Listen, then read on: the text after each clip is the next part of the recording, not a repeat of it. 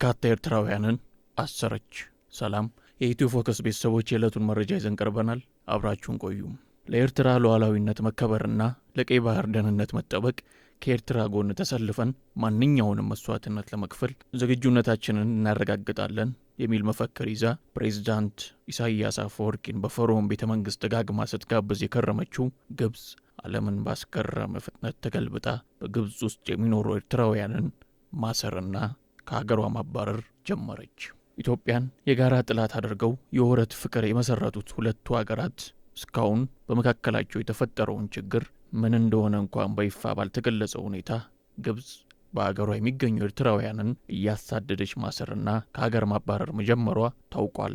የግብጽ መንግስት በቅርቡ ከ150 በላይ ኤርትራውያን ስደተኞችን በይፋ ባልተገለጸ ምክንያት ከሀገር ማባረሩን በአገሪቱ ውስጥ ያሉ ኤርትራውያን ለቢቢሲ ትግርኛ ተናግረዋል።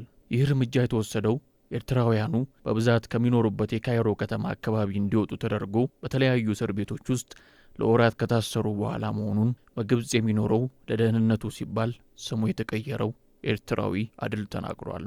ሌሎች ኤርትራውያን በበኩላቸው ይህ ስደተኞቹን የማስወጣት እርምጃ አሳሳቢ የሆነው ኢላማ ያደረገው ሴቶችና ፍቃድ ያላቸውን ጭምር የሚያካተተ መሆኑ ላይ ነው። አንዳንዶች ከስራ ቦታቸው ላይ ያሉ ተይዘው መወሰዳቸውን ጨምሮ ተናግሯል። አንዲት ሴት ከስራ ቦታዋ ተይዛ ልጇን ትታ መታሰሯን ገልጾ ልጇ ጓደኞቿ ጋር ለተወሰነ ቀን ከቆየ በኋላ ከግብጽ ልትባረር ትችላለች በሚል ስጋት ጓደኞቿ ልጁን እስር ቤት ድረስ ይዘውላት ቢሄዱም የግብጽ ፖሊሶች ፈቃደኛ ባለመሆናቸው እናትና ልጅ ተለያይተው እንደሚገኙ ተናግሯል። ቢቢሲ ትግርኛ ያነጋገራቸው ስደተኞች እንደሚሉት አብዛኞቹ ኤርትራውያኑ ከ1 እስከ 3 ወራት በእስር ቤት ከቆዩ በኋላ ወደ ሀገራቸው የሚባረሩት በኤርትራ ኤምባሲ በኩል ነው። ኤርትራውያን ስደተኞች በተለይም ረጅም ጊዜ በግብጽ ውስጥ የኖሩት ከባድ ችግር እንደገጠማቸው ገልጸው እስሩና ከሀገር ማባረሩ 2 ዓመታት የተባባሰ መምጣቱን ይናገራሉ።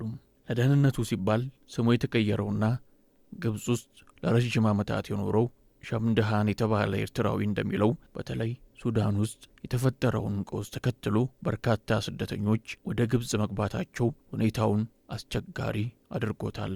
ከስደተኞች ፈቃድ ወረቀት ጋር በተያያዘ እስርና ከሀገር ማባረር የነበረ ቢሆንም የአሁኑ ግን በአገሪቱ ካለው የኢኮኖሚና የምንዛሬ ለውጥ ጋር የተያያዘ ነው። ሸምድሃን እንደሚያስረዳው የግብጽ ፓውንድ ከዶላር ጋር ያለው የምንዛሬ ዋጋ ባለፉት 3 ወራት በከፍተኛ ሁኔታ በመጨመሩ መንግስት ገበያውን ለማረጋጋት በሚል ኤርትራውያንና ሱዳናውያን ገንዘብ ምንዛሬዎችን እያደነ መሆኑን ተናግሯል። የግብጽ ገንዘብ የመግዛት አቅሙ ክፉኛ በማሽቆልቆሉ የመሰረታዊ ፍጆታዎችና የቤት ኪራይ ዋጋ በከፍተኛ ሁኔታ መጨመሩንም ኤርትራውያኑ ይናገራሉ። በዚህም የተነሳ የአገሪቱ ዜጎች ከማማረር አልፈው ለችግሩ አንዱ ምክንያት በአገራቸው የበዙት የውጭ አገር ስደተኞች መሆናቸውን በመግለጽ እንደሚያማረሩና አንዳንዴም እንደሚተናኮሉ ኤርትራውያን ይጠቅሳሉ።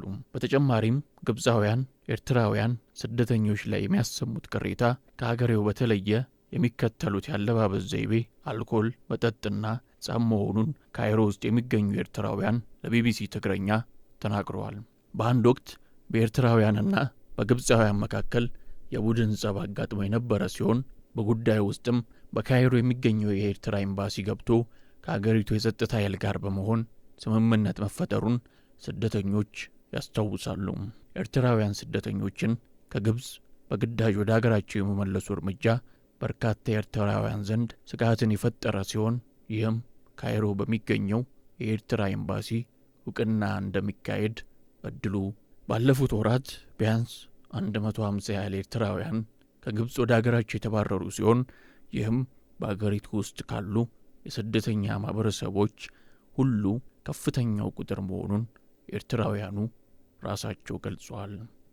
ኤርትራውያኑን የማባረሩ ሂደት የሚከናወነው ወደ ኤርትራ ኤምባሲ ከተወሰዱ በኋላ ሲሆን ወደ ሀገራቸው መመለስ እንዲቀበሉ እንደሚገደዱና መመለስ የማይፈልጉ ደግሞ ያለምንም ፍርድ በእስር ላይ እንዲቆዩ ይደረጋሉ በማለት ኤርትራውያኑ ሂደቱን ያስረዳሉ። ነገር ግን ኤምባሲው ህጋዊ የስደተኝነት ምዝገባ ወረቀት ያላቸውን ኤርትራውያን ወደ ሀገራቸው እንዲመለሱ እንደማያስገድድ ኤርትራውያን ተናግረዋል። ቢቢሲ ትግረኛ በግብጽ የሚገኘውን የኤርትራ ኤምባሲን አስተያየት ለማግኘት ያደረገውን ጥረት ምላሹን ሳያገኝ ቀርቷል።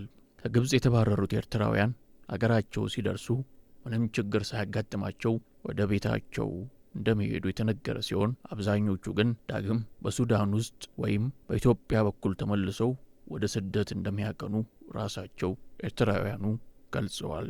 የግብጽ ስደተኞችን ከግዛቷ የማስወጣት እርምጃ አዲስ ነገር ባይሆንም ከዚህ በፊት በተባበሩት መንግስታት የስደተኞች መርጃ ድርጅት UNHCR አማካኝነት ጠበቃ ቆሞላቸው ጉዳያቸው በፍርድ ቤት ያገኝ እንደነበር የሚጠቅሱት ስደተኞቹ አሁን ግን የሚሰማን የለም ሲሉ ያማርራሉ። በእስር ቤት ያለው ሁኔታ አስቸጋሪ መሆኑን የሚናገሩት ስደተኞች የሚናገሩትን ስደተኞች ለመጠየቅና አንዳንድ ድጋፎችን ለማግኘት ለፖሊሶችና ለባለስልጣናት ጉቦ መስጠት አስፈላጊ መሆኑን ገልጸዋል። የግብጽና የኤርትራ መንግስታት ግንኙነት በመልካም ሁኔታ ላይ የሚገኝ ሲሆን የሁለቱ ሀገራት መሪዎች በተለያዩ ጊዜያት በተደጋጋሚ አንዳቸው በሌላቸው ሀገር ውስጥ ይፋዊ ጉብኝት ማድረጋቸውም ይታወሳል። የዕለቱ መረጃ ይህንን ይመስል ነበር። ላይክ፣ ሼር፣ ሰብስክራይብ በማድረግ ቤተሰብ ይሁኑ። ኢትዮ ፎከስ የሁላችንም